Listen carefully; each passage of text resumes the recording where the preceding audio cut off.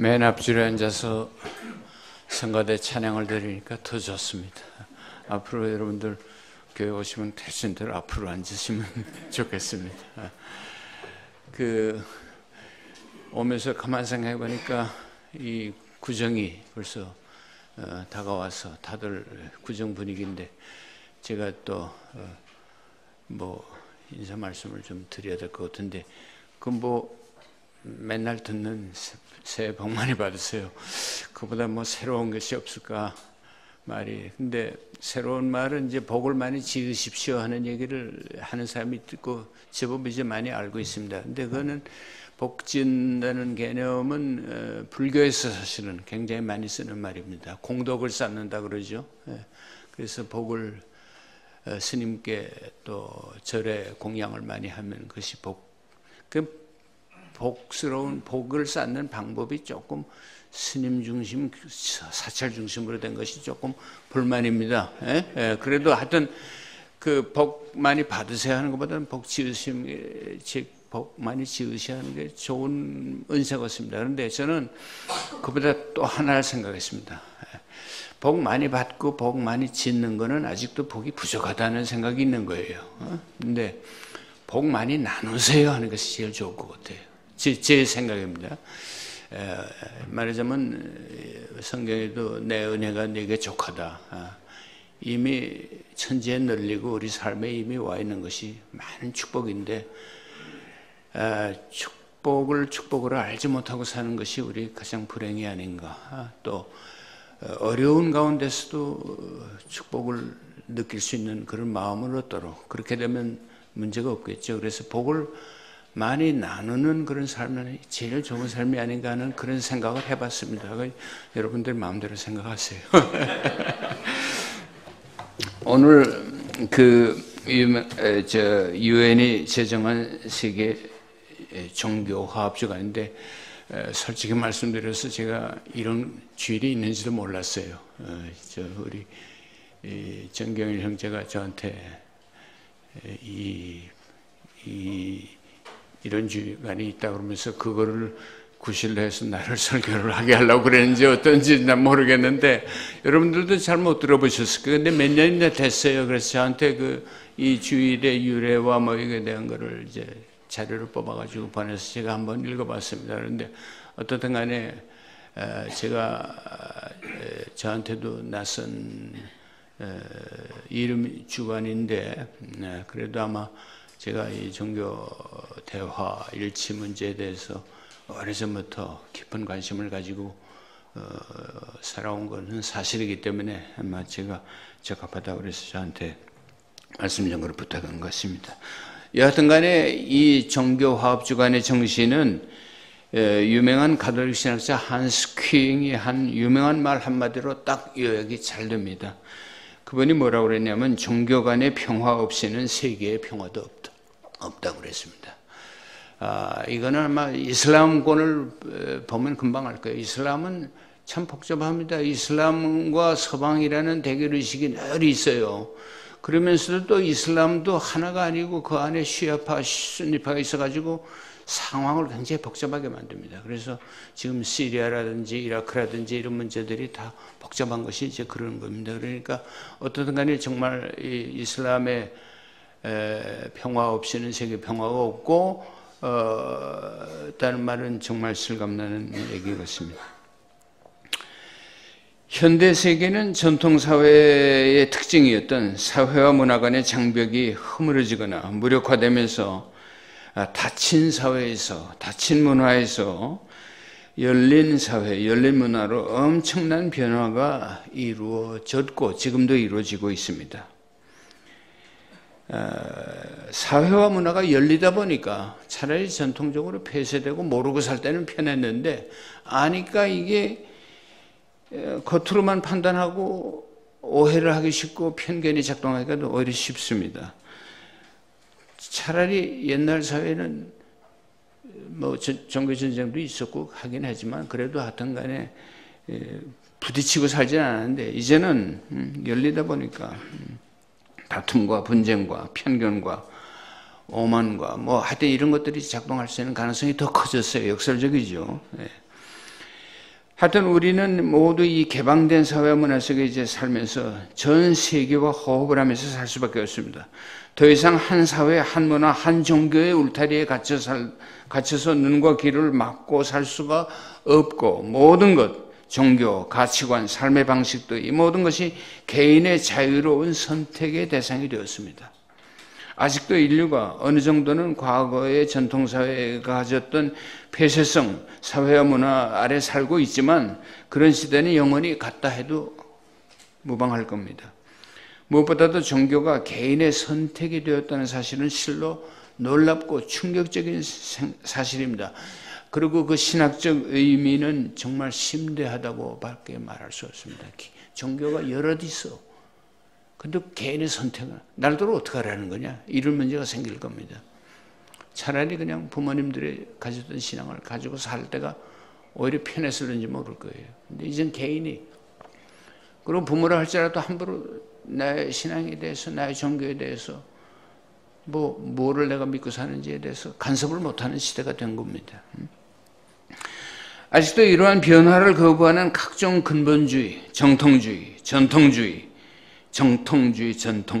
극우주의 내지 배타적 민족주의가 세계 곳곳에서 전통과 정통을 수호한다는 명분 아래 기승을 부리면서 개방사회가 가져온 불안을 견디지 못하고 불확실성을 감당하지 못하는 많은 사람들을 유혹하고 있지만 이제는 그 어느 나라, 그 어느 사회도 이 개방사회의 물결을 저지하지는 못할 것입니다.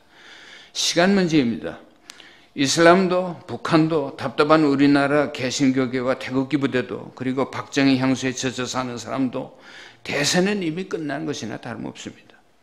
독재를 꿈꾸는 시진핑도, 푸틴도, 트럼프도 일시적으로, 당장은 좀 승승장구하는 것 같지만 역사의 대세, 물결을 거스르지는 못할 것입니다.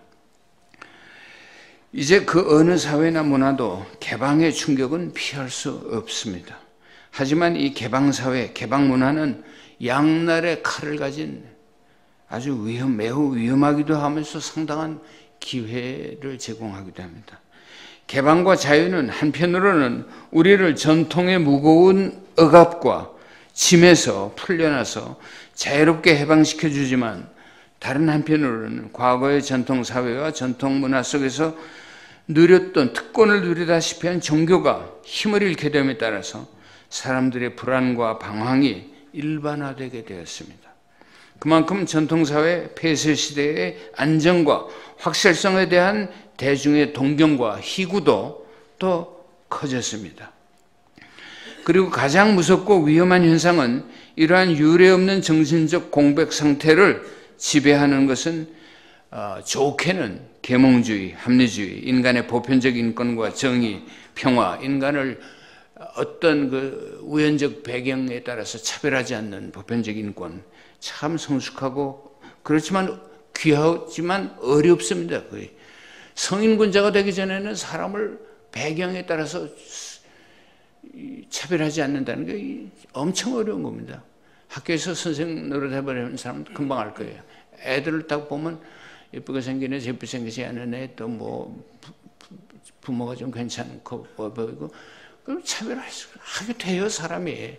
근데 그거를 차별하지 않아야 되는 게 교사예요. 무슨 교사가 성인군자입니까?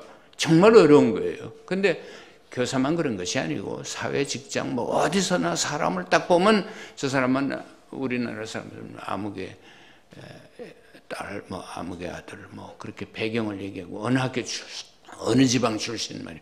요것만 하면 딱 파악이 된다고 그래요. 근데 역시 그런 면에서는 역시 서양 사람들 그게 있어요. 동문도 따지고만 다 그러지만 그래도 우리보다는 좀 덜 노골적이고 그래서는 안 된다는 걸 알고 교육을 그렇게 받아왔어요. 그런데 우리는 아주 그 편견으로 똘똘 뭉치고 그런지도 몰라요. 예. 그러게 그러니까 민주주의가 잘 되겠어요. 갑질이라는 게 그래서 몸에 밴 거예요. 우리 사실은 그 유별난 사람만 그런 게 아니고. 자관, 계몽주의, 합리주의, 인간의 보편적 인권과 정의와 평화를 지키고 신장하는 세속적 휴머니즘, 세큘러 휴머니즘과는 달리 돈, 달러, 자본주의가 세계 곳곳에서 삶의 각 영역에서 마수의 손길을 뻗으면서 우리 모든 활동을 돈벌이 수단으로 변질시키고 우리 삶을 타락시키고 있습니다. 또 이러한 상황 속에서 자유의 극단을 달리는 각종 상대주의, 다원주의 내지 이른바 포스트모더니즘이라는 사고가 무비판적으로 젊은 층의 사고를 지배하고 있으며 그럴수록 변화를 두려워하고는 수구 세력, 문화적, 종교적 권위주의 유혹은 또 강해지고 있는 형국을 연출하고 있습니다. 그게 다원주의가 사회가 좋기도 하지만 굉장히 그 여러 가지 위험을 내포하고 있다는 이런 복잡한데 이 말씀만 가지고도 우리가 충분히 많은 토의를 할 수가 있습니다. 저는 이런 개방사회의 전환이라는 세계사적 대변혁의 와중에서 이건 지금도 진행되고 있는 프로세스입니다. 종교 간의 대화와 화해, 협력 문제에 대해서 제일 큰 관심을 오래전부터 기울여 왔습니다. 간단히 말해서 우리들의 문제의식은 한편으로는 어떻게 이미 지난 시대에 대한 향수를 자극하고 선동하고 이용하는 온갖 형태의 전통주의, 신앙의 정통주의, 권위주의를 단호히 거부하면서 다른 한편으로는 다원사회와 문화가 초래한 무분별한 상대주의, 무책임한 자유를 경계하는 어떤 제3의 길을 모색하는 것이 아마 우리 모두가 지금 당면한 사상적 과제가 아닌가 이렇게 생각합니다. 또 신학적인 과제입니다. 오늘날 우리는 종교와 신앙이 절대적 권위를 과거에 가졌던 절대적 권위를 상실하고 개인의 자유로운 선택의 대상이 되는 세계 속에서 살고 있습니다. 그러면서 어떻게 하는 것이 올바른 길인가를 모색하는 것이 시대적 과제이며 아마도 우리 모두가 공유할 수밖에 없는 관심이고 과제가 아닐까 생각합니다. 다른 말로 하면 한 종교가 가르치는 신앙을 어떻게 하면 우리가 책임있게 누리고 마구 쏟아지는 정보와 유행의 홍수 속에서 정신 바짝 차리고 뭐가 뭔지 좀 알고 제대로 좀 알고 선택하도록 하는 일이 현대인 각자에게 주어진 과제이며 이 과제를 성숙하게 수행할 수 있는 사람은 그렇게 많지 않습니다. 사실은 현대 신학에 주어진 사명입니다. 과연 자유로운 다원주의 사회와 시대를 사는 현대 기독교인들은 어떻게 살아야 하며 무엇을 믿어야 하며 무슨 사상을 가지고 무슨 종교를 내 삶의 좌표로 삼을 것인가 하는 문제가 상당히 중요한 문제로 부상합니다. 옛날엔 답이 다 주어진 사회에서 살았다. 좀 간단히 단순화시켜서 얘기하면 그렇게 할 수 있는데 지금은 그렇지 않지 않습니까? 엄청난 자유가 뭐든지 가능해요. 그런데 이 자유가 지금 부담이 되고 짐이 돼서 아예 그걸 포기하고 방기하는 사람도 많습니다. 그냥 남 하는 대로 하지. 이렇게 되는 겁니다. 종교 상대주의, 종교 다원주의를 종교가 다양하다는 거, 여럿 있다는 거, 선택의 대상이 됐다는 사실을 어느 정도 긍정적으로, 적극적으로 수용하는 그런 포용주의 내지 포괄주의를 따를 것인가? 아니면 모든 종교는 다 사기다. 지나간 시대의 유물이고 과감한 청산의 대상이다. 인간은 종교 없어도 얼마든지 자유를 만끽하면서 얼마든지 행복하게 살 수 있다고 외치는 세속주의적인 유물론, 향락주의, 무신론, 무종교주의, 하여튼 회의주의, 허무주의 이런 것까지도 그냥 다 좋다. 이렇게 살 건가? 그 두 번째 선택이죠. 아니면 마지막으로 나의 신앙, 우리 종교만이 단 하나의 유일한 진리의 길이고 타 종교는 다 틀렸다, 모자른다, 가짜다, 우상숭배다 하고 배쳐가는 배타주의를 따를까? 정통신앙을 고수하는 길을 따를까? 하는 이런 세 가지 크게 선택이 우리에게 있습니다. 오늘 세계 종교화합주간을 맞아서 저는 종교다원주의 이 말이 조금 문제가 있습니다. 제가 이따 설명할 수 있는 기회가 있을는지 모르겠습니다. 종교다원주의의 이론과 실천에 대해서 제가 글도 많이 쓰고 그랬습니다만은 여기에 그 자체에 대해서 말하기보다는 제 자신의 경험에 대해서 얘기를 하고자 마음을 먹었습니다. 제가 어떻게 젊은 시절에 저를 사로잡았던 신학적 배타주의, 특히 칼 바르트의 신학을 극복하고 불교, 힌두교, 이슬람, 그리고 유교, 도교, 천도교 같은 여러 종교들을 공부하고 포용하면서 다원주의적이 아니라 다원적 신학을 하게 됐고, 다원적하고 다원주의하고는 뉘앙스의 차이지만 상당히 엄청난 차이가 있습니다. 그렇죠? 다원적 사고를 일단 종교가 여럿 있다는 것을 축복으로 생각하고 적극적으로 긍정적으로 생각하는 건 마찬가지지만, 다원주의에 그러면 또 하나의 종교가 되기가 쉬워요. 예? 다원주의 자체가 또 하나의 이데올로기가 되기 쉬우니까 그냥 다원적 종교 다양성을 그대로, 세상에 종교 하나만 딱 있는 세상보다 여럿 있는 것이 더 좋다, 간단히 이렇게 여러분 생각하신다면, 더군다나 우리나라 같이 우리가 기독교가 들어온 지 얼마나 됩니까? 그러면 자연히 우리는 종교 다원적 사고를 해야만 되고 할 수밖에 없는데, 그거를 거부하는 세력이 상당히 강하다 보니까, 근데 거부하는 이유도 우리가 알 수가 있어요. 그러나 하여튼 문제가 되는 겁니다. 그래서 종교 다원적 사고와 신학을 제가 하게 됐는지에 대해서 제 자신의 신학적 편력 내지 여정에 대해서 잠시 여러분들과 나누고자 합니다. 또 불교와 특히 불교와 세계 종교들을 두루 공부하게 된 종교학자로서, 그리고 한 명의 그리스도 신앙을 따르고 공부해온 신학자로서, 그리고 무엇보다도 종교 다원성의 문제를 안고 고심할 수밖에 없었던 아시아의 출신의 지성인으로서, 한국 사람으로서 가지고 있던 신앙적 고민과 제가 어떤 생각을 하게 되었는지 등을 여러분들과 솔직히 한번 나누는 시간을 가지는 게 좋겠다 하는 생각이 들었습니다. 특히 불교와 그리스도교라는 두 종교가 어떻게 해서 저의 평생의 관심사가 되었는지, 두 종교가 어떻게 창조적으로 만나서 둘 다 윈윈하는, 서로가 다 승리하는 좋은 그런 창조적인 상생의 길을 걸을 수 있을지, 아니 걸어야만 하는지에 대해서 제가 도달한 결론 같은 것을 솔직히 나누고 싶습니다. 아는 사람은 이미 잘 알고 있는 사실이지만, 저는 강화도에서 심도학사라는 공부와 명상의 집을 운영하고 있습니다. 벌써 8년째 금년에 들어갑니다.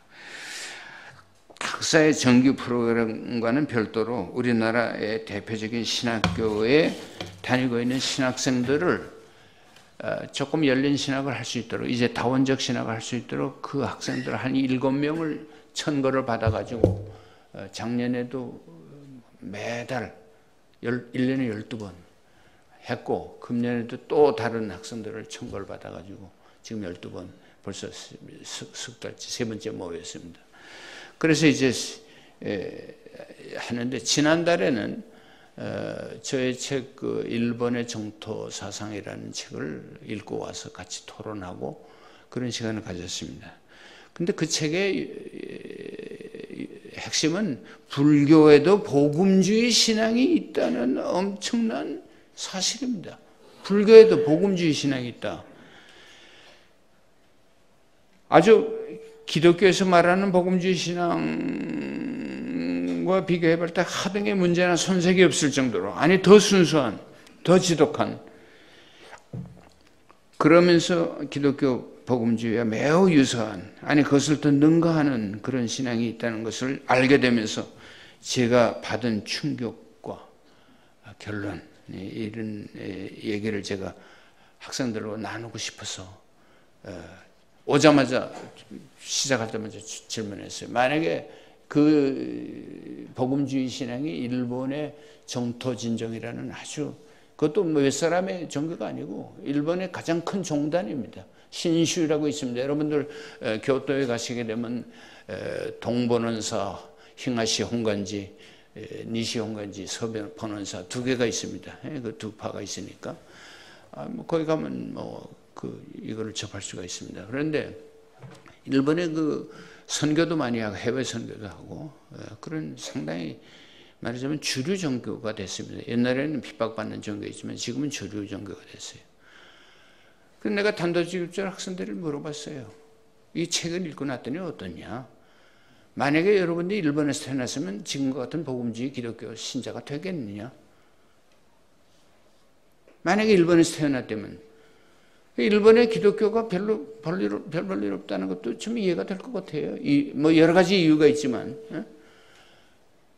그러니까 애들이 뭐 꿀먹은 벙어리 참 대답도 못하고 있더라고요. 나는 용감하게 얘기했어요. 아마 나는 안 했을 것이다. 안 됐을 것이다. 우리한테 이렇게 좋은 게 있는데 뭐 기독교를 뭘 배우겠다고 기독교를 개종을 해? 이런 얘기가 됩니다. 이게 충격적인 사실입니다. 제가 이거를 몰랐어요. 불교에 대한 관심을 대학 시절부터 가졌습니다만 이런 사실을 몰라다가 예일대학에서 제가 신학부에 다닐 때 예일대학 학부에서 스탠리 와인슈타인이라는 교수가 학부 종교학과 교수가 따로 있습니다. 디비니티 스쿨 교수 말고 디비니티 스쿨은 프로페셔널 스쿨이고 성직자 양성하는 제가 거길 다녔는데 학부에서도 불교 강의 종교학과에서 교수가 와인슈타인이라는 교수가 있는데 그분이 일본에서 석사학위까지 했으니까 일본말도 잘하고 일본 불교에 잘 능통한 분이죠. 잘 하시는 분이에요. 전공은 따로 있지만. 근데 그분을 통해서 이제 불교의 눈을 처음 뜨게 됐는데 그분을 통해서 안 것 가운데 바로 이 불교에도 복음주의 신앙이 있다는 거 그걸 흔히 타력신앙이라고 그럽니다. 자력으로 수행을 해서 내가 성불을 한다. 이게 우리가 보통 불교 이해하는 불교 아닙니까? 기해정의 삼학을 공부해서 깨달음을 얻고 열반에 들어간다. 구원을 얻는다. 이런 건데 아니 전혀 이 기해정의 수행이 필요 없고 해도 안 된다는 할 필요도 없다는 이게 어디서 많이 들어본 것 같은 그렇잖아요. 그런 제가 당시에 복음주의 신앙에 빠져 있었을 때예요. 신학생으로서. 근데 놀라운 충격과 그러면서도 묘한 쾌감 내지 해방감 같은 걸 느꼈어요. 이거를 창시한 사람은 이거 제가 그냥 얘기하는 게 더 쉬운데 하여튼 준비해온 대로 따라서 신란이라는 사람입니다. 친란이라는데 신란 일본 발음으로.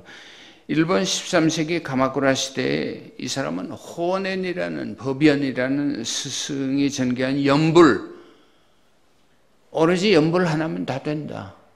끊임없이 연불을 해야 된다는 연불운동에 호응해서 그의 제자가 된 사람입니다. 원래 천토정에서 온갖 수행을 다 하다가 나는 도저히 안 되겠다 싶어가지고 간단한 이행, 이도, 쉬운 길, 쉬운 수행, 쉬운 길을 따르는 호넨의 운동에 조인했다가 스승이 이런 얘기까지 했어요. 나는 우리 스승을 따르다가 지옥에 가도 한이 없겠다 그랬어요. 왜? 나는 어차피 지옥에 갈 놈이니까. 나는 어차피 수행이 안 되는 놈이니까. 못하겠으니까.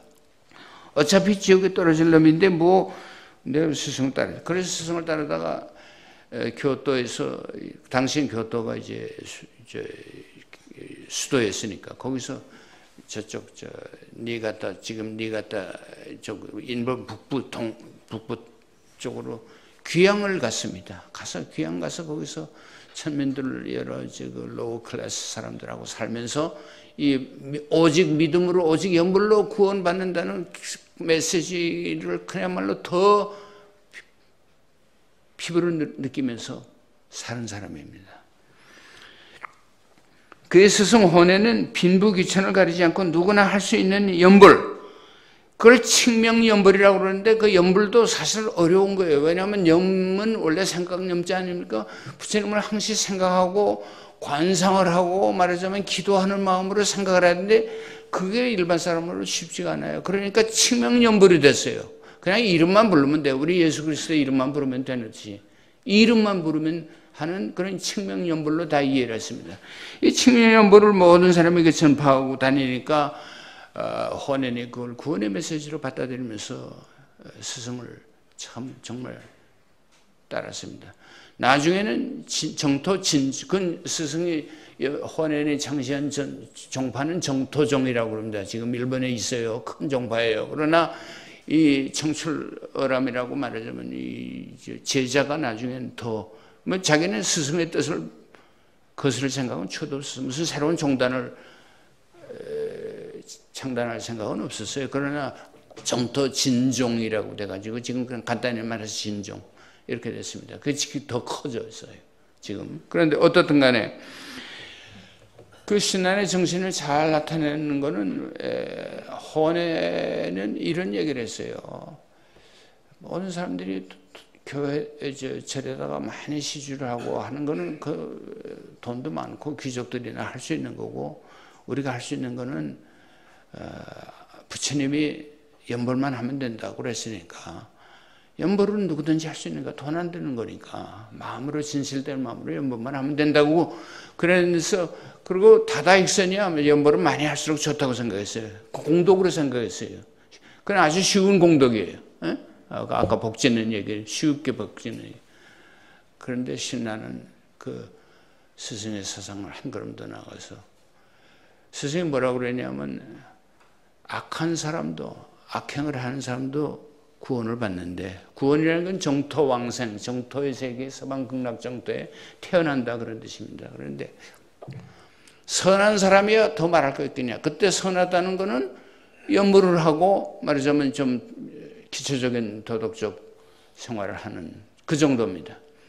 근데 신라는 그거를 뒤집어서 뭐라고 그러는지 아세요? 선한 사람도 구원받는데 악한 사람이야 더 말할 거 있겠느냐. 이른바 그 일본말로 악인정기설, 악군인 쇼기세스라고 그럽니다. 악인정기설이야. 악인이야말로 아미타불이 우리를 구원하러 오신 우리 대상이다. 그래서 자기는 악인인 거를 스스로 인정하고 뭐 우리 바울 사도의 말씀도 오호라 나는 죄인의 괴수로다 누가 나를 죄에서 건져내리라는 그런 말이자면 죄가 맞는 곳에 은총이 더하다. 하는 뭐 이런 식의 사고로 그러니까 호네네 자기 스승의 가르침을 처음도 극단으로 몰고 간 거예요. 그래서 호네 제자 가운데는 연불 수행을 중요시 하느냐 신심 믿음을 중요시 하느냐 두 파로 갈리게 됐는데 이 사람은 신나는 신심파의 대표적인 사람이 된 겁니다. 그리고 그건 결국 진종 종단이 운동이 생기게 되고 지금 제일 큰 말하자면 불교 종단 중에 하나가 된 겁니다. 그러니까 오직 믿음으로 그리고 연불도 그냥 부처님의 은혜에 대한 감사의 표현이지 연불이 또 하나의 왕생의 조건, 구원의 조건이 아니고 나의 공덕을 쌓는 내가 무슨 공덕이 있냐. 난 공덕을 아무리 쉬운 것도 난 못한다. 이런 얘기입니다. 그런데 뭐 이 얘기를 제가 하려면 이제 많이 하여튼 간단히 이제 그런 겁니다. 그런데 놀랍죠, 이게 사실이. 이제는 그 신학적 의미가 이제 문제입니다. 제가 이거를 들었을 때 우선 충격입니다.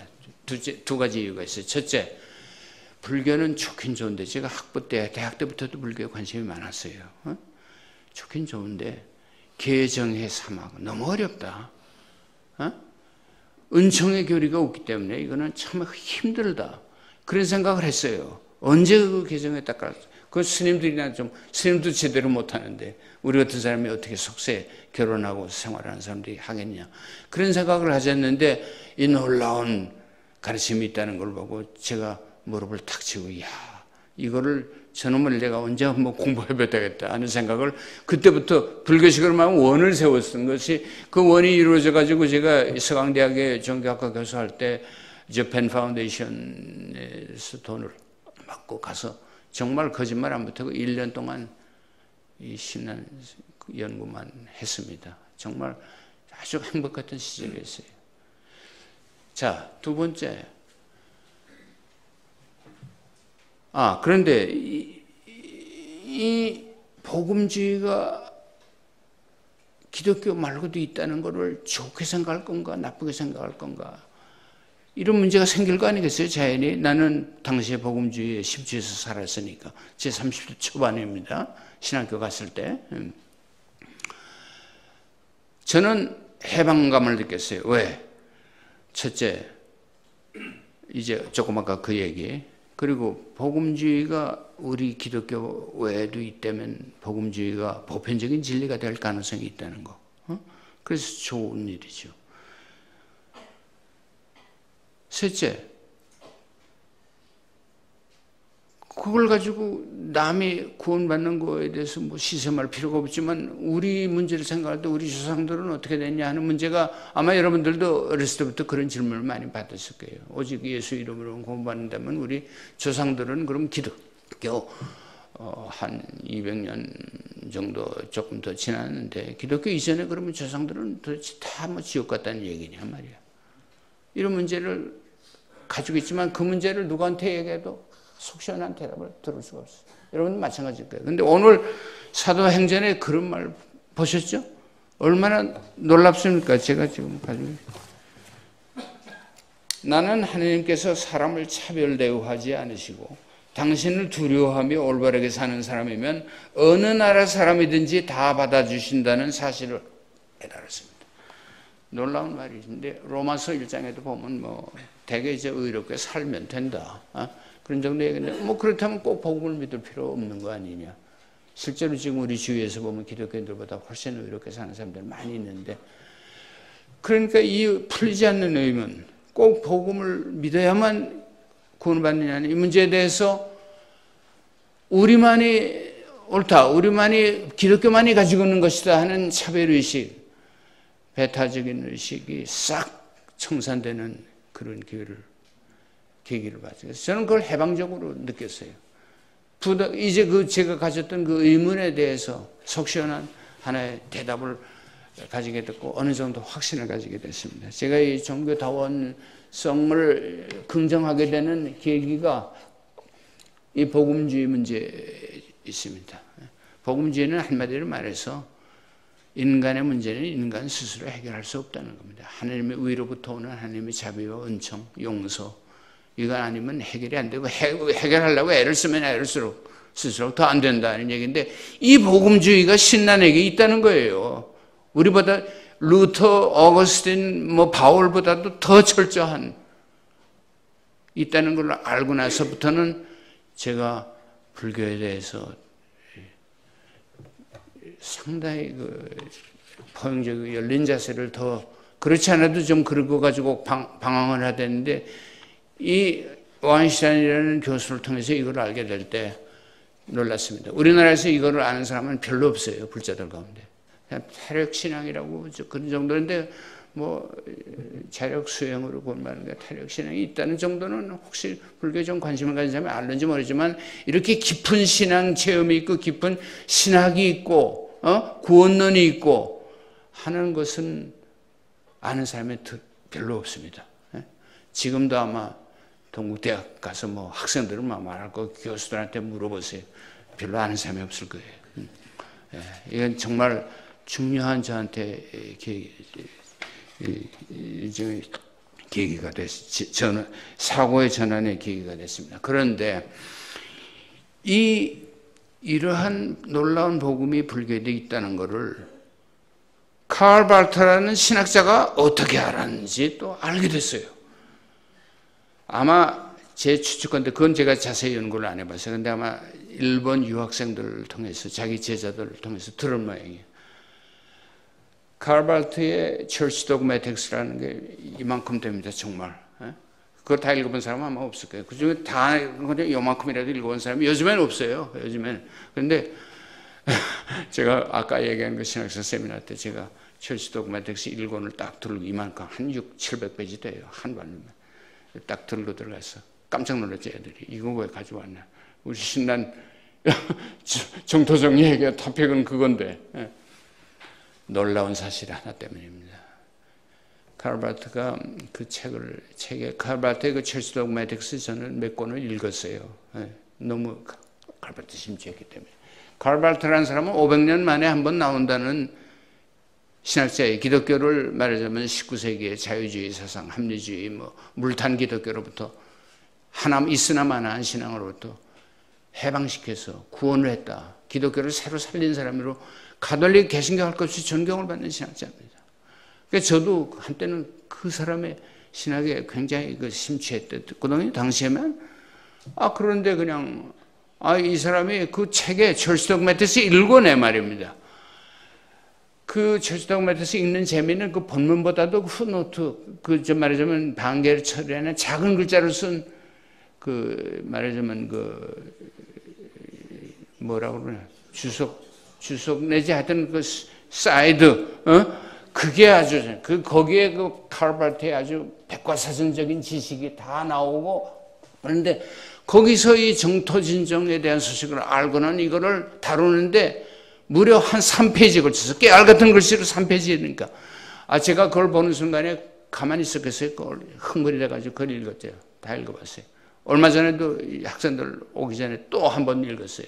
그런데 그분이 정토진정이라는 복음이 있다는 것을 알았다는 사실도 놀랍지만 그가 내린 결론은 더 충격적이었어요.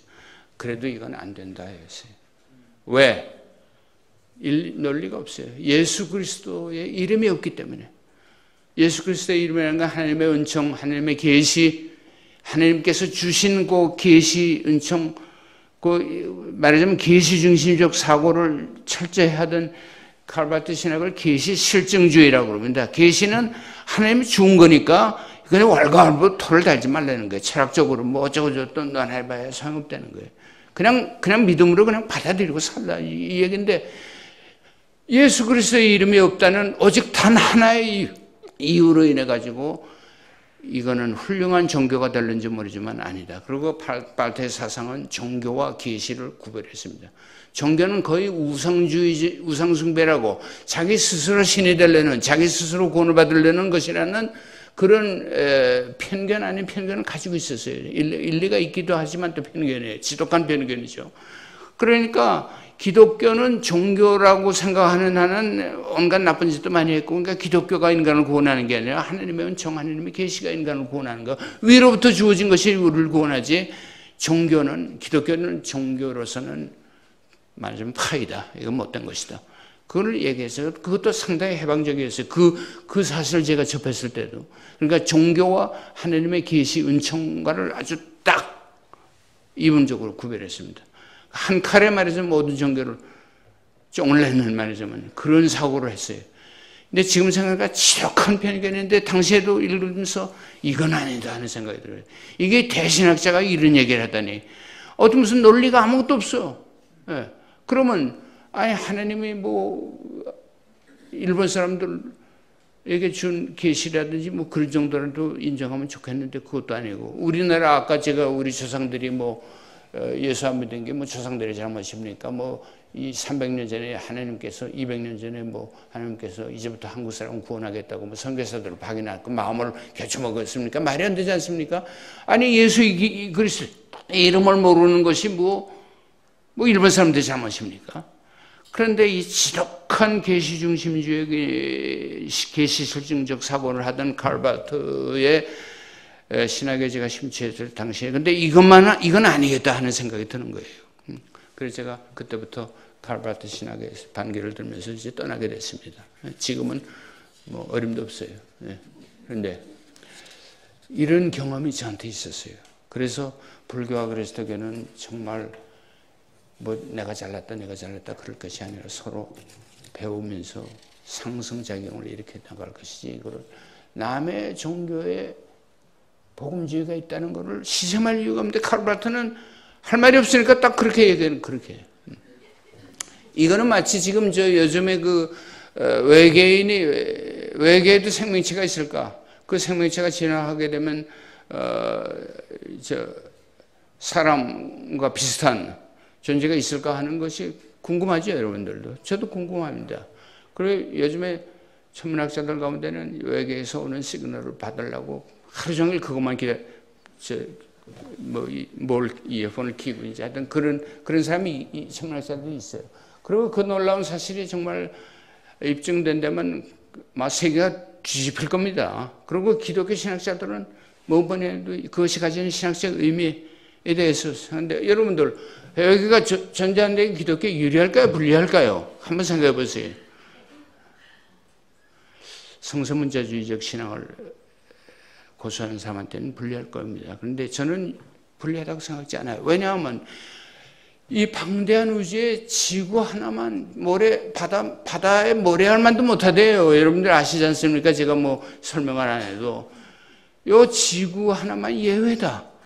거기서도 기독교 하나만 이게 말이 안 되는 거거든요. 상식적으로. 그렇게 생각하지 않는 한은 우주의 성격과 물리적 법칙의 성격이 생명을 잉태하도록 그런 구조와 성격을 가졌다는 것은 좋은 거 아닙니까? 지구 하나만 뭐 그런 예외적인 존재다. 근데 칼 바르트를 제가 그때 보면서 이렇게 위대한 사상가도 그거를 편견에 사로잡혀가지고 도그마에 사로잡혀가지고 편견과 배타의 논리를 사용하는데 놀랐고, 물론 기독교는 종교가 아니라는데 그건 누가 믿습니까? 말이 안 되잖아요. 그런 교묘한 논리를 이용해서. 근데 한때는 저도 거기에 심취했댔어요. 마찬가지로 지금 지구 밖에도 얼마든지 생명체가 있을 가능성이 많죠. 무수히 많은, 지금 무수히 많다는 건데 정말 말로 설명할 수 없을 정도로 많습니다. 그러면 우주의 근본 성격과 어떤 우주의 물리적 법칙이 생명을 낳는다는 것은 놀라운 사실이지, 지구만 어떻게 오랜 진화 과정, 진화론은 결국 뮤테이션, 그렇죠? 수없이 많은 우연의 연속에 의해서 우리가 지금 인간이 태어났다는 거예요, 지금. 그러니까 이것이 새로운 복음으로 마치 무슨 새로운 진리나 되는지 막 지금 떠돌아다니고, 도킨스 같은 사람 그냥 그러는데, 그런 걸 떠나서 정말 생명체 출현은 하나님의 섭리고 보편적 진리다. 이렇게 해서 그걸 긍정적으로 생각을 해야지, 그거 아니다 그러면 되겠습니까? 과학자들이 오랜 세월 동안 겨우 그거 지금도 그 외계인의 시그널을 수신하기 위해서 그냥 그런 밤낮을 쫑긋하고 귀를 쫑긋하고 있는 사람들인데. 자, 그런데 오늘 이런 생각을 제가 칼 바르트 신앙을 이제 그래서 버리게 됐습니다.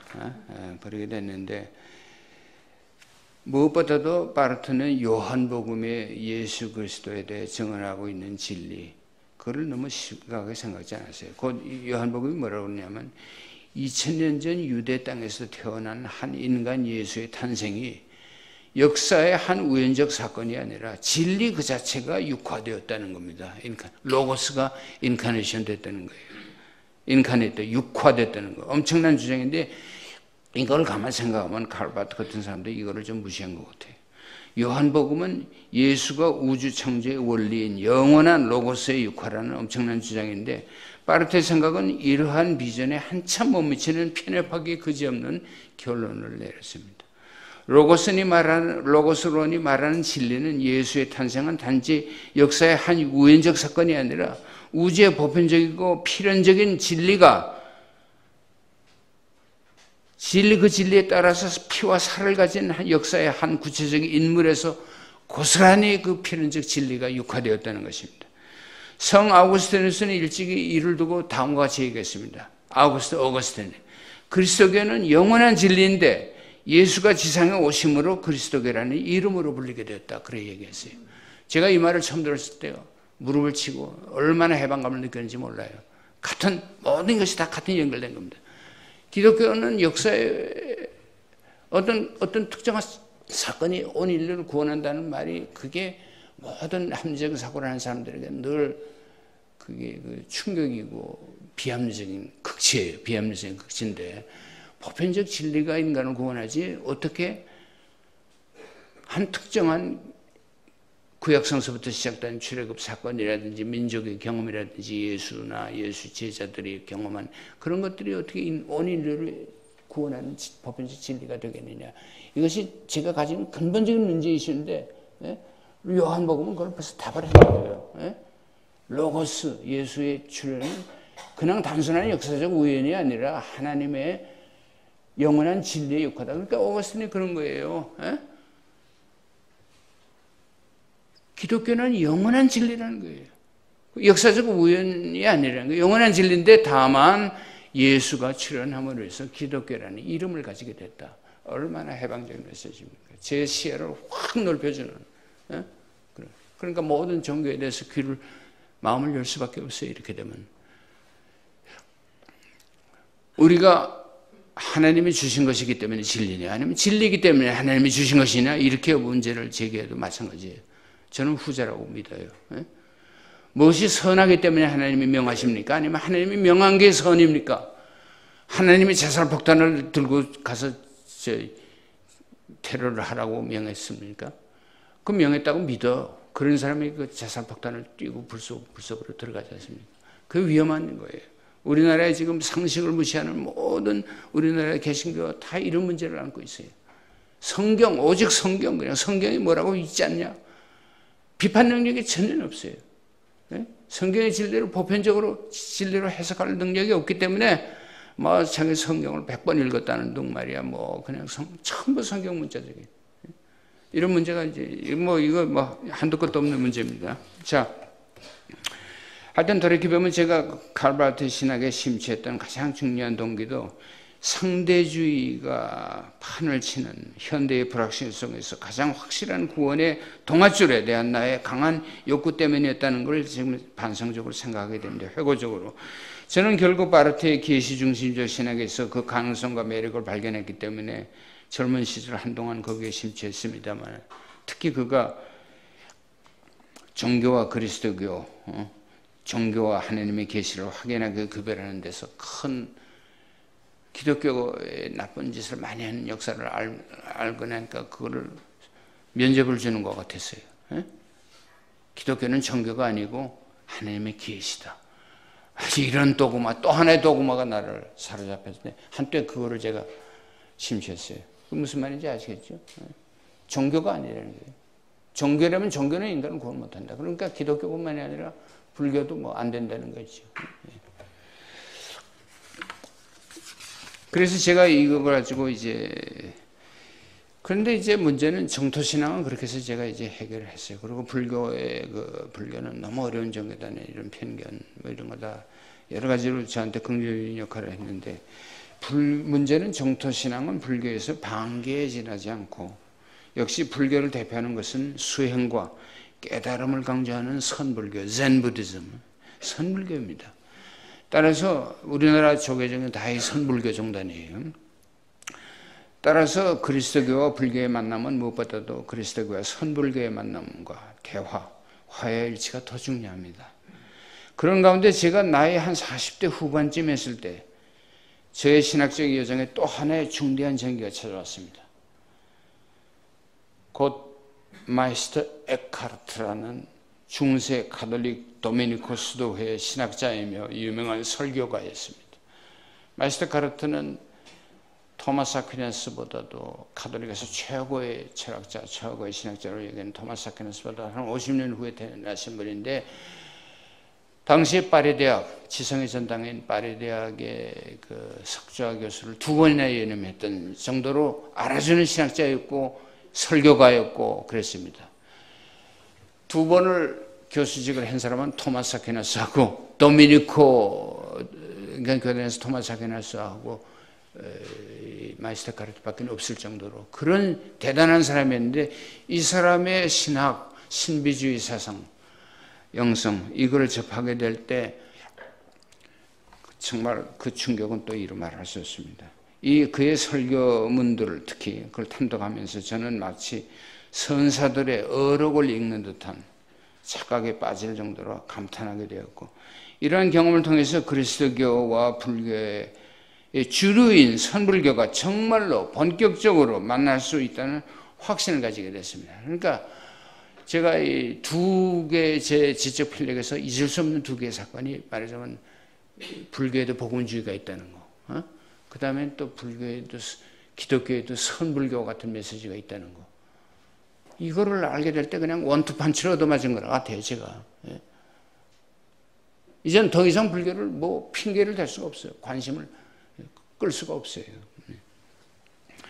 불교뿐 아니라 유교, 도교, 그리고 10억이 넘는 신자를 가진 인도의 힌두교도 다 만날 수 있고, 무엇보다도 오직주의에, 오직 믿음, 오직 은총, 오직 성경, 오직주의에 빠져 편협하게 짝이 없게 된 개신교 신학을 넘어서 가톨릭 신학, 중세의 포괄적인 사상의 위대성을 뒤늦게 발견하게 됐고, 많은 후회를 했습니다. 이게 제가 개신교 신학에 거기에 그냥 몰두해가지고, 저는 이제 개신교, 특히 독일 현대신학자들의 가르침에 그냥 젖어서 살다시피 했어요. 그런데 지금 생각하니까 얼마나 좁은 세계에서 제가 헤매는가. 그래서 가톨릭의 위대성을 다시 발견하게 되고, 중세 사상의 위대성을 발견했습니다. 중세는 암흑시대라고 그래가지고, 우리 제가 철학과 다닐 때, 플라톤, 아리스토텔레스 하다가는 금방 그냥 데카르트, 고기타 이러고 스스로 그냥 건너뛰지 않습니까? 중세 천년은 없는 거나 마찬가지. 이건 정말 잘못된 거예요. 그런데 중세 철학을 매력 있게 가르치는 스승을 못 만난 거예요. 그게 탈이에요. 그러니까 제가 무슨 철학과 나왔다고, 서울대학 철학과 나왔다고 잘날 게 하나도 없어요, 정말. 너무 엉터리 교육을 받은 거예요. 그래서 이제 뒤늦게 마이스터 카르트를 알려니까 토마스면을 알아야 되고, 중세 사상을 알아야 되니까 뒤늦게 공부하려니까 땅을 치고 후회한 거예요. 라틴어도 잘 알아야 돼요. 예? 그렇잖아요. 이게 개신교 신학에서 이런 거 배운 적이 없어요. 예. 이 큰 문제입니다. 제가 그러니까 일반 목사님들이 어떻게 하겠어요? 생각해 보세요. 정말 제가 이거 좀 오만한 얘기지만 정말 그렇습니다. 예. 저는 마이스터 카르트 사상을 통해서 기독교와 유대교, 이슬람 내에 조용히 흐르고 있는 신비주의, 미스티시즘이라는 진리와 영성의 위대성에 눈을 뜨게 됐습니다. 마치 불교에 복음주의가 있다는 사실을 발견한 것처럼 이번에는 기독교에도 수행의 중요성을 강조하고 마음을 비우는 것이 중요하다는 것. 카르트 사상 한마디로 말하면 마음 비우라는 거예요. 비우고 또 비우라는 거예요. 그러면 만사 걱정 없어요. 심지어 오해의 요지가 마음을 비운 사람은 그걸 초탈이라 가난이라고도 그러는, 마음을 비운 사람은 기도할 필요가 없다. 기도는 청원 기도를 얘기합니다. 기도는 나에게 없는 걸 해달라고, 있게 해달라는 거, 아니면 내가 원치 않는 걸 없게 해달라는 건데, 모든 욕망에서 초월한 사람이 그런 기도를 하느냐. 더 이상 기도할 필요가 없다. 이런 얘기까지 할 정도니까 오해하지 마세요. 저도 아침에 기도를 합니다. 감기만 걸려도 기도하는 게 인간의 우리 현실인데, 그러나 그 마이스터 카르트 그 말이 얼마나 해방적이고 참 적어도 관념상으로는 그렇습니다. 그래서 유일신 종교들에도 하느님의 모상으로 창조된 인간 사이에, 하느님과 인간 사이에 신비적 합일, 우니오 미스티카라고 합니다. 일치가 가능하다는 신비주의 영성과 신학이 있다는 사실을 옛날 같으면 우상숭배다, 인간이 한 신이래, 동방교의 신화 개념, 인간의 신, 하느님 왜 인간이 되셨냐, 인간의 신이 되기 위해서, 그런 게 동방교의 독마예요. 디이피케이션인데, 그건 우리 개신교 신자들은 아주 질색을 하는 거예요. 이해를 못하죠, 신화 개념을. 동방교회 그 사람들이 보기에는 우리 개신교 신자들은 엉터리 신자들이 그렇습니다. 근데 이 디이피케이션이 가능하다는 것을 마이스터 카르트처럼 웅변적으로 아주 설득력 있게 그 해방적 메시지를 전하는 사람을 제가 보질 못했어요. 그래서 저한테는 또 하나의 구원이었습니다. 마이스터 카르트 만나면 축복이었고 그랬습니다. 그래서 제가 결론적으로 말씀드려서 50대 후반에 와서야 제가 기독교에 대해서 이제 좀 편안한 마음을 가지고, 근본적인 의심이나 이런 걸 없이 편안한 마음을 가지고 이렇게 믿으면 되겠다, 이렇게 신앙생활하면 되겠다는 거를 제가 결론이 50대 후반인데, 이걸 직업적으로 그것만 공부한 사람이 50대 후반에야 이런 생각, 결론이 이럴으니 일반 사람들 어떻게 하겠냐는 생각을 제가 합니다, 솔직히. 그래서 제가 그 심덕사에서도 이런저런 별의별 걸 다 합니다. 그래도 오신 분들이 고맙게도 이제 그런 데 관심을 가지고 귀 기울이니까 오시긴 하는데, 지적인 혼란은 당분간은 피할 수 없어요. 그래서 제가 요즘엔 기독교 신앙 얘기를 좀 더 많이 하게 됐습니다. 이분들이 너무 혼란스러우면 안 되겠다 하는 게, 근데 제 책임이야. 불만 지르면 안 되잖아요. 그래서 이제, 그러니까 그게 또 너무 요즘에 선생님 너무 기독교 얘기만 너무 합니다. 또 그런 사람이 있어. 이거 죽을 지경이에요. 어떻게 근데 하여튼 이런 문제가 있긴 있어도 그래도 저는 종교 다원성을 하나님의 축복으로 우리가 다르다는 거, 여러 개가 있다는 거는 종교도 여러 개가 있다는 것은 다원적으로 다양성을 셀레브레이트하고 축하하고 기뻐하고 즐거울 일이지. 세상에 종교가 하나만 있다고 그러면 끔찍하죠. 끔찍해요. 그게 오히려 그렇지 않겠어요? 이제 문제를 접해서 그러면 아이고 시간이 10분 내로 끝내겠습니다. 그러면 도대체 불교와 그리스도교 어떤 면이 이렇게 사상과 교리와 문화적 배경에서 거리가 먼 두 종교를 하나로 묶어주는지, 그 열쇠가 뭔지, 그 공통의 심층적인 코드가 무엇인가에 대해서 잠시 말씀을 드려야 이제 불교와 그리스도교의 창조적 만남에 대한 가능성을 여러분들이 좀 그나마 좀 설득력 있게 들리지 않겠나 하는 겁니다. 오늘 읽은 성경 말씀은 우리 모두가 잘 아는 예수께서 시험받은 얘기인데, 예수께서 공생애를 시작하시기 전에 광야에서 사탄의 시험을 받으신 이야기입니다. 여러분들이 너무 잘 알아요. 요르단강에서 세례 받으시고 하나님의 운동을 시작하기 전에, 하나님 나라 운동을 시작하기 전에, 직전에 복음서 공통적입니다. 예수님 자신의 아마 내면의 고민과 갈등, 그동안의 오랜 시간, 그런 경험이, 내면적 경험이 이런 이야기 형태로 전해진 것이 아닌가 하는 생각이 듭니다. 여하튼 복음서들 가운데서도 마태복음과 누가복음에만 이 이야기가 자세히, 다시 말하면 어떤 시험을 받았는가 하는 거 공통적으로 실려 있고, 마가복음에는 단순히 예수께서 사탄에 이끌려 사막에서 광야에서 시험을 받았다는 사실만 얘기하지 무엇인지 그 내용은 얘기를 하는데 마가복음에는 없어요. 누가복음하고 마태복음에 일치하고 있습니다. 이 시험의 내용은 한마디로 요약하자면 세상을 구원하려는 사람, 세상을 구원하는 하나님의 아들은 세상 모든 사람이 당하는 탐하는 금권과 권력욕과 명예욕의 유혹을 단호히 물리치고 이겨내야만 한다는 메시지입니다. 너무나도 당연한 얘기인데 요즘 관점에서 얘기하면 우리 남자들이 지금 성욕을 제대로 다스리지 못해가지고 폐가 망신하는 사람들이 많은데, 우리 남자들 때문에 이 세 가지 말에다가 성욕을 하나 더 해야 될지도 모르겠어요. 미투 운동 당하지 않으려면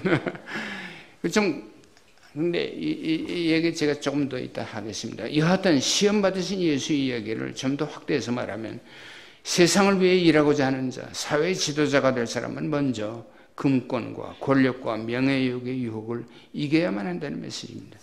예수와 우리들의 차이는 예수는 시험을 받지 않았고 우리들은 끊임없이 유혹과 시험을 받았다는 데 차이가 있는 것이 아니라, 우리는 유혹에 넘어가지만 예수는 유혹을 단호히 물리쳤다는 점입니다. 욕망 그 자체가 나쁜 거 아닙니다. 유혹을 받는 것 자체도 그 자체가 나쁜 건 아니에요. 넘어가는 게 문제예요. 그러니까 물질적인 욕망, 즐거운 걸 좋아하고 성욕 그 자체가 나쁘다고 얘기하는 종교는 하나도 없어요.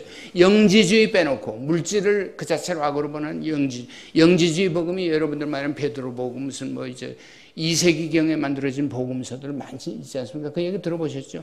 도마복음 말고, 도마복음 비교적 1세기 이런 시기에 형성된 거예요. 그러나 나머지 야고보 복음서, 복음서 많습니다. 이집트 넥 하마디라는 라이브러리에서 발견된 건데 전부 영지주의입니다. 영지주의 뭐냐면 물질은 환상이고 악이다 그러셨어요. 그건 성욕 마찬가지고, 그리고 물질을 창조하신 하나님도 악한 신이라고 생각해요. 창조자는. 근데 제가 아는 나는 영지주의 빼놓고 물질 그 자체를 악으로 간주하는 거 유교, 불교, 기독교 아무도 없어요. 그 자체가 악은 아니에요. 근데 문제는 오늘날의 금욕주의는, 저는 그걸 신금욕주의라고 그러는데, 신금욕주의는 물질 자체가, 성욕 자체, 무슨 욕망 자체가 악하다는 게 아니라 욕망의 노예가 되는 거, 욕망을 부리지 못하고 자기가 타고 넘지 못하고 욕망의 주체가 되지 못하고 욕망의 끄달림을 불교로식으로 끄달림을 당한다. 끄달림을 당하고 욕망의 노예가 될 정도로 되는 것이 문제예요. 건전한 욕망을 어느 정도 다스릴 줄 알아야 돼요. 그게 금욕주의인데 신금욕주의. 왜냐하면 옛날의 금욕주의는 욕망 그 자체, 물질 그 자체가 나쁘다 그래서 지금 아토스산에 여러분들 아토스산에 얘기 그 데살로니가 근처에 있는 그 자체가 새로운 충격적인 뉴스를 들어서 아토스산에 지금 난리가 났대요. 그리스 정교회에서 아토스산을 어떻게 좀 압박을 많이 해가지고 지금 거기는 하여튼 여성들이 들어갈 수가 없어요. 예? 지금까지도.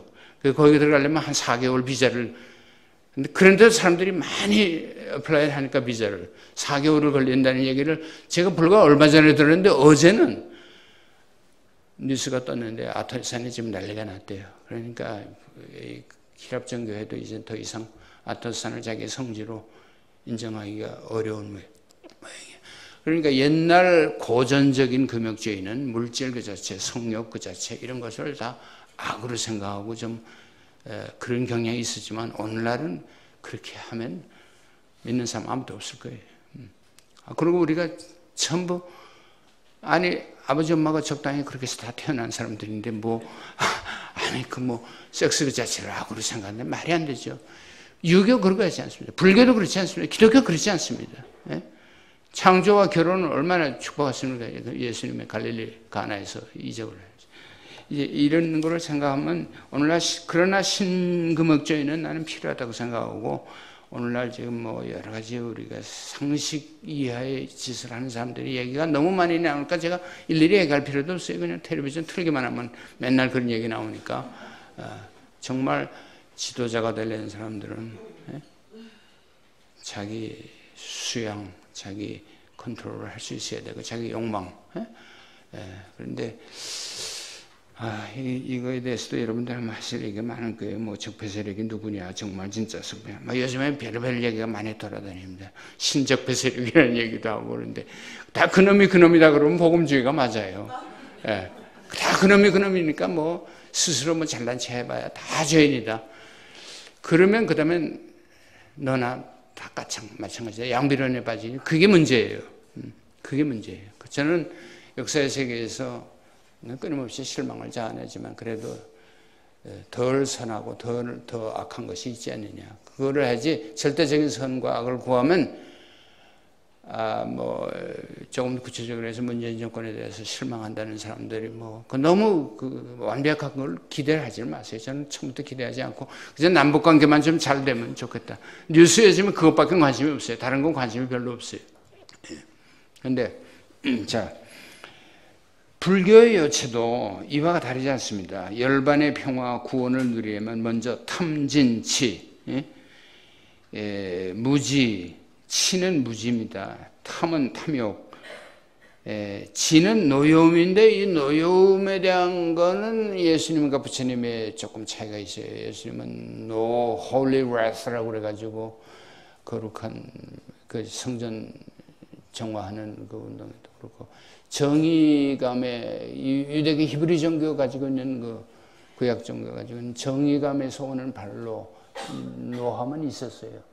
그래도 예수님의 얼굴은 늘 평온하고 치어풀하고 먹고 마시기를 탐하는 자라고 얘기할 정도로 그냥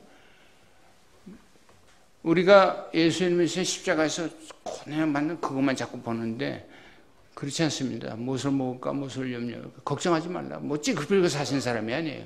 또 부처님은 늘 온화한 얼굴이에요. 화를 내면 안 되는 거예요. 그게 예수님하고 불교의 차이인데 불교와 그리스도의 대화에서 그 정의의 문제를 어떻게 할 건가? 폭력의 문제를 어떻게 할 건가? 근데 가톨릭의 유명한 이론은 just war theory. 정당한 전쟁은 불가피하다는 이론입니다. 이제 이 문제는 또 이건 토의의 대상이니까 굉장한 문제예요, 이게. 그러나 어떤 간에 불교와 그리스도의 차이가 있다면 탐진치 가운데서 진이 다 나쁜 건 아니라는 거예요. 역사를 변혁하는 동력이고 촛불 집회 하면서 그 화를 품지 않은 사람이 어디 가서 집회할 수 있겠어요? 근데 부처님은 항시 온화하죠. 항시 평화스러운 오늘, 그리고 약간의 미소를 먹으면 그렇잖아요. 불쌍히 뭐 찌푸린 얼굴, 뭐 패시미스트가 아니었어요. 우리가 행복을 얻는 데는 간단히 말해서 이 두 가지 방법이 밖에 없습니다. 하나는 욕망을 성취하려고 노력하고 다투는 일이 행복의 길이라고 생각하는 사람, 다른 하나는 욕망을 줄이고 없애고 양보하는 길밖에 없습니다. 이 두 가지 가운데서 어느 것이 효과가 더 좋을지는 제가 말씀드리지 않아도 여러분들 스스로가 잘 아실 겁니다. 종교들 가운데, 성인들 가운데, 영성가들이나 신비가들 가운데서 욕망을 채워서 행복해지라고 가르친 사람은 보았습니까? 그것은 불을 더 지펴서 불을 끄라는 거, 홍수가 났는데 물을 더 퍼부어서 홍수를 막으려는 거나 다름없습니다. 우리가 경험적으로 다 어느 정도 아는 거예요. 이 욕망을, 물론 오늘 우리나라 종교계 실태를 보면 그 반대로 욕망을 부추기는, 무한대로 부추기는 기복신앙. 세속적인 사람들은 적당히 욕망을 부리다가 끝나는데, 이건 초자연적인 빼까지 동원해서, 하나님까지 빼 동원해서 맨날 그냥 자기 욕망을 채우려고 그러니까, 이게 이런 얌체들이 세상에 어디 있습니까? 기복신앙이 바로 그겁니다.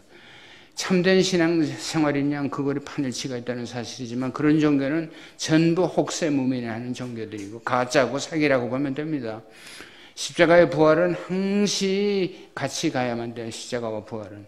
만약 어떤 종교가 자기 부정과 십자가의 길을 말하지 않고 자연인의 욕망을 부추기고 기적이라는 이름으로 세인의 욕망과 출세욕을 자극한다면, 이거는 가짜 종교라는 거 간단히 그렇게 말할 수 있습니다. 거의 뭐 확실합니다. 불행하게도 한국 종교계, 기독교, 불교 할 것 없이 이 값싼 현세주의 기복신앙에 묻히고 말았습니다. 그래도 부처님의 정신과 예수님의 정신이 완전히 사라지진 않았습니다. 십자가 없는, 자기 부정과 자기 비움이 없는 종교로 변질되었다 해도 그 정신은 아직도 불씨가 조금 살아있습니다. 그리고 우리 여기 세길교회 다니시는 분은 이 작은 불씨를 꺼지지 않도록 어떻게 좁은 길을 가는 신앙의 길을 자취한 분들입니다. 놀랍습니다, 여러분들. 이거 세길교회 다녀가지고 뭐 얻을 게 뭐가 있어요? 예. 맨날 부담스러운 설교만. 오늘 것도 제가 이런 식으로. 간단히 말해서 불교와 그리스도교는 죽어야만 산다는, 아까 탐진치를 없애고 살려는 건 죽으라는 얘기예요. 그렇잖아요. 죽어야만 산다는, 죽으면 살리라는 사즉생의 진리를 말하고 있습니다. 이 사즉생의 영성을 전파하는 종교라는 깊은 코드에서 두 종교가 만납니다.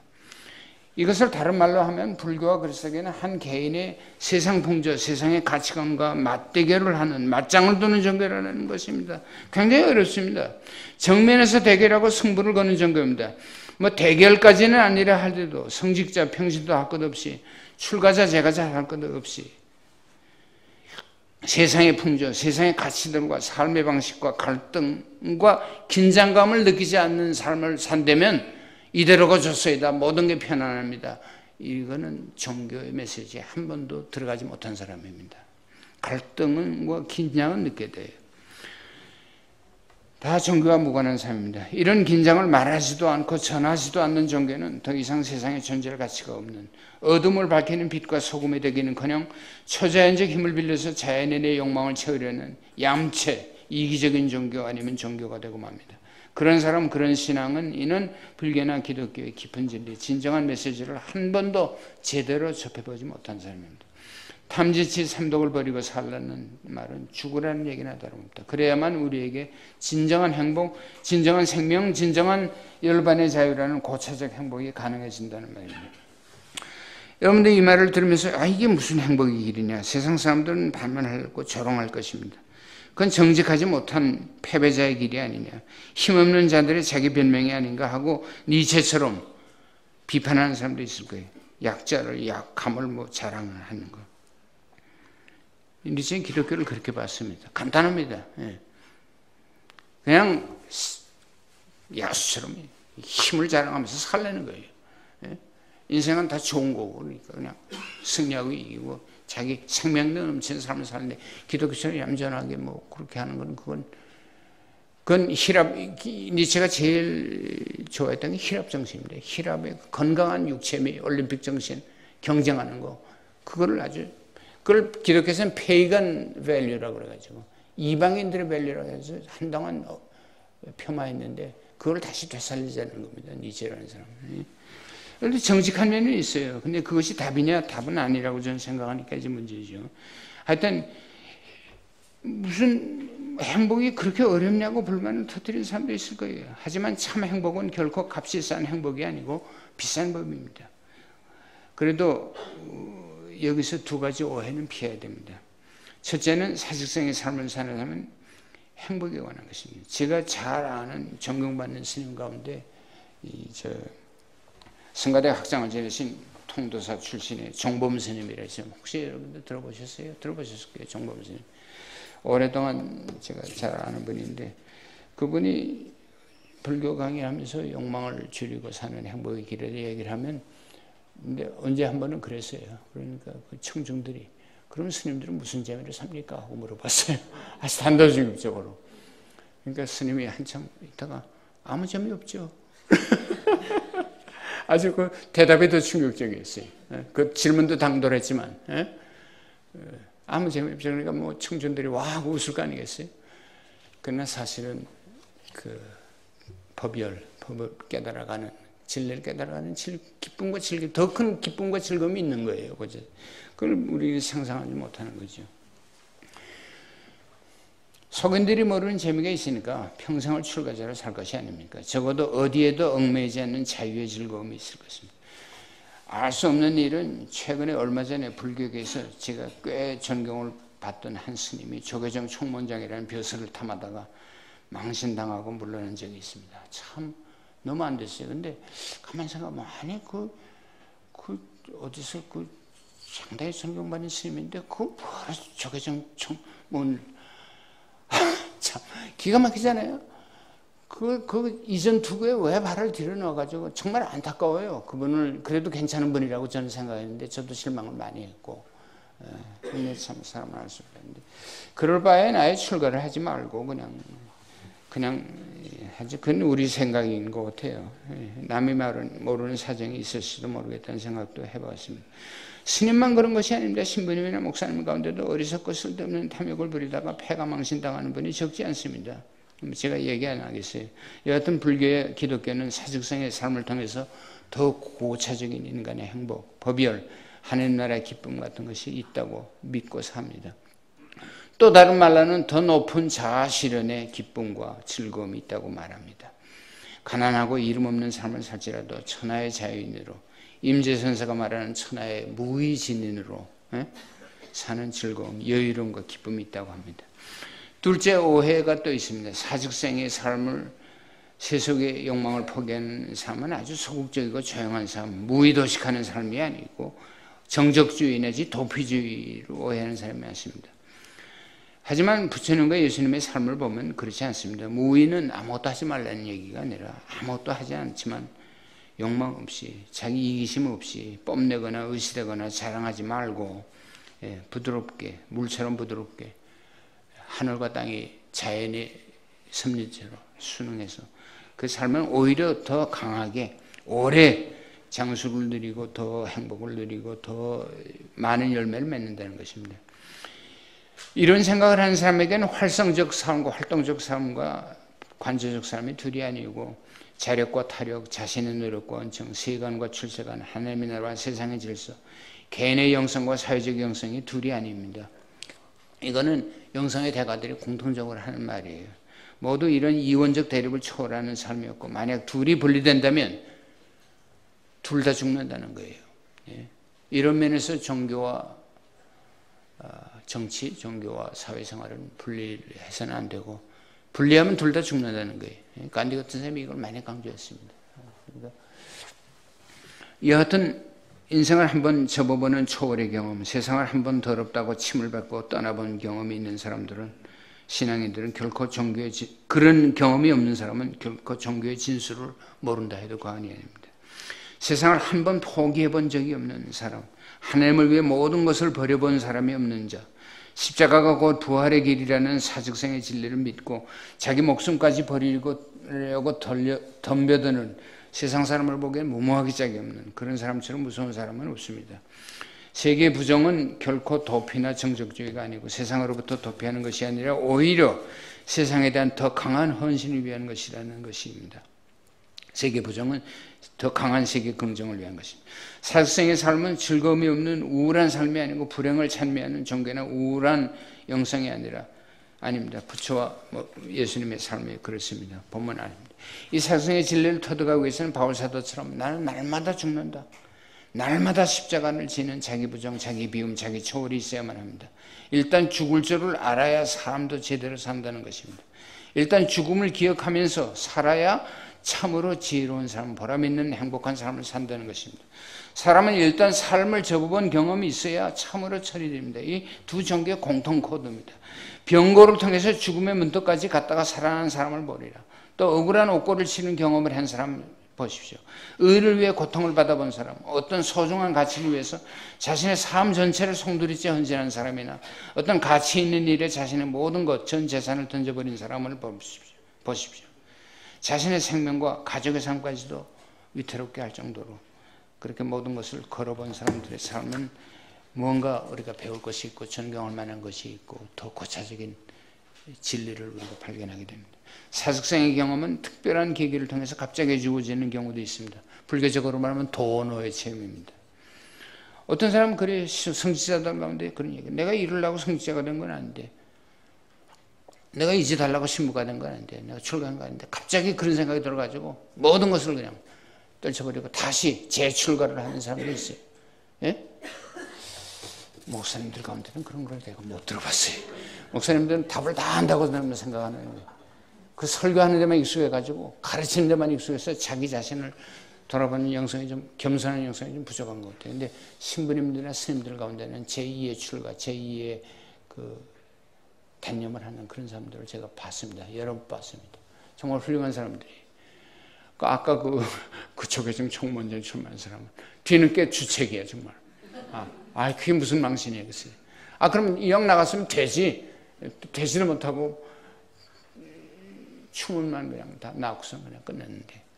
지금 우리 전국에 그런 사람들 개신교 할까 좀 많이 있습니다. 자, 끝나겠습니다. 여하튼, 양심의 귀를 기울인 순간 우리는 그때가 하나님이 우리에게 말을 거는 때면 그때 우리는 과감히 응답하는 결단이 필요합니다. 인생을 접어본 사람만이 누릴 수 있는 특권이고 도노든 점수든 사직생의 진리를 터득한 사람은 죽는 줄 알았다가 살아난 사람처럼 삶의 새로운 기쁨, 삶의 새로운 의미를 발견하고 삽니다. 날마다 새롭게 삽니다. 평범한 일 가운데서도 축복을 느끼며 감사합니다. 언제 어디서나 하나님의 현존, 하나님의 숨결을 느끼고 삽니다. 기도드리겠습니다. 은혜가 충만하신 주님, 우리의 눈을 열어 진리이신 당신을 보게 하고 만물 속에 드러나 있는 당신의 사랑을 사랑하게 하소서.